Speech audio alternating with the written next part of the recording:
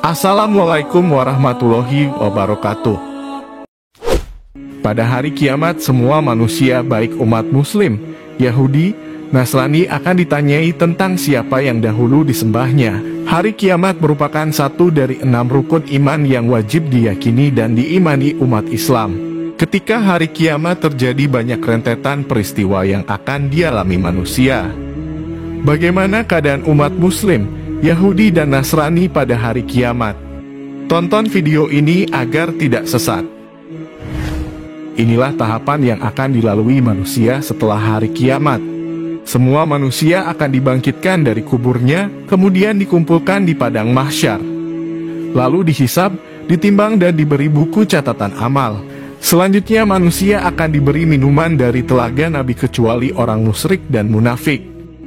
Kemudian dihadapkan kepada titian jembatan Siratal Mustaqim yang membentang di atas neraka. Berikutnya manusia menunggu nasib apakah masuk neraka atau surga. Pada tahapan terakhir ini, manusia akan memohon syafaat Nabi Muhammad SAW. Adapun keadaan umat muslim, Yahudi dan Nasrani pada hari kiamat dijelaskan dalam satu hadis panjang dari Abu Sa'id Al-Khudri radhiyallahu anhu. Hadis ini diriwayatkan oleh Imam Muslim. Nabi Muhammad SAW bersabda, ketika hari kiamat terjadi, ada penyeru yang mengumumkan, setiap umat hendaklah mengikuti apa yang dahulu disembah. Maka tidak tersisa orang-orang yang dahulu menyembah selain Allah yakni berhala, kecuali mereka berjatuhan ke dalam neraka. Hingga yang tinggal hanya orang-orang yang menyembah Allah, ada yang baik dan ada yang jahat serta sisa-sisa ahli kitab. Maka dipanggillah orang-orang Yahudi. Mereka ditanya, apa yang dahulu kalian sembah? Mereka menjawab, kami menyembah Usair anak Allah. Dikatakan, kalian salah.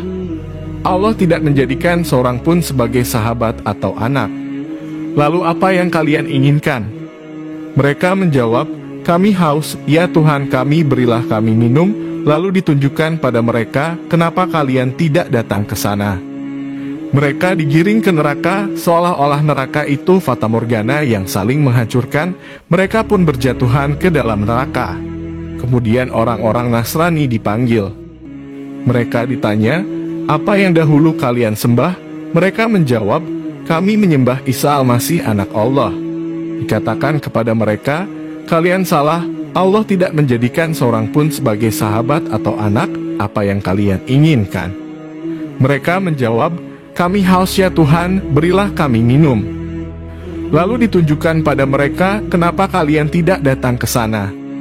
Mereka digiring ke neraka jahanam, seolah-olah neraka itu fata morgana yang saling menghancurkan. Mereka pun berguguran ke dalam neraka. Ketika yang tinggal hanya orang-orang yang dahulu menyembah Allah Subhanahu wa Ta'ala, yang baik dan yang jahat, maka Allah Subhanahu wa Ta'ala datang kepada mereka dalam bentuk yang lebih rendah daripada bentuk yang mereka ketahui. Allah berfirman, apa yang kalian tunggu?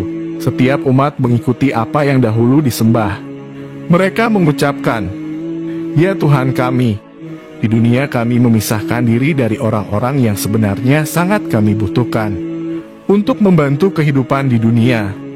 Dan kami tidak mau berkawan dengan mereka karena menyimpang dari jalan yang digariskan oleh agama. Allah berfirman, akulah Tuhan kalian. Mereka mengucap, kami mohon perlindungan kepada Allah darimu. Kami tidak akan menyekutukan Allah dengan apapun. Ini diucapkan 2 atau 3 kali, sampai sebagian mereka hampir-hampir berubah, berbalik dari kebenaran, karena cobaan berat yang berlaku saat itu. Allah berfirman, apakah antara kalian dan dia ada tanda-tanda, sehingga dengan demikian kalian dapat mengenalnya? Mereka menjawab, ya ada. Lalu disingkapkanlah keadaan yang mengerikan itu. Setiap orang yang hendak bersujud kepada Allah dengan keinginan sendiri, pasti mendapat izin Allah. Sedangkan orang yang akan bersujud karena takut atau pamer, Allah menjadikan punggungnya menyatu sehingga tidak dapat sujud. Setiap kali hendak sujud, ia terjungkal pada tengkuknya. Kemudian mereka mengangkat kepala mereka, sementara itu Allah telah berganti rupa dalam bentuk yang mereka lihat pertama kali. Allah berfirman, akulah Tuhan kalian. Mereka menyahut, engkau Tuhan kami. Kemudian suatu jembatan dibentangkan di atas neraka jahanam dan syafaat diperbolehkan. Mereka berkata, "Ya Allah, selamatkanlah, selamatkanlah." Hadis ini memiliki redaksi yang cukup panjang. Abu Sa'id Al-Khudri berkata, "Jika kalian tidak mempercayaiku mengenai hadis ini, maka bacalah firman Allah. Sesungguhnya Allah tidak menganiaya seseorang walaupun sebesar atom. Dan jika ada kebaikan sebesar atom, niscaya Allah akan melipat gandakannya dan memberikan dari sisinya pahala yang besar." Demikian gambaran singkat keadaan manusia dari golongan umat Muslim, Yahudi dan Nasrani. Semoga Allah memelihara kita dari azab neraka. Wallahu a'lam bishawab.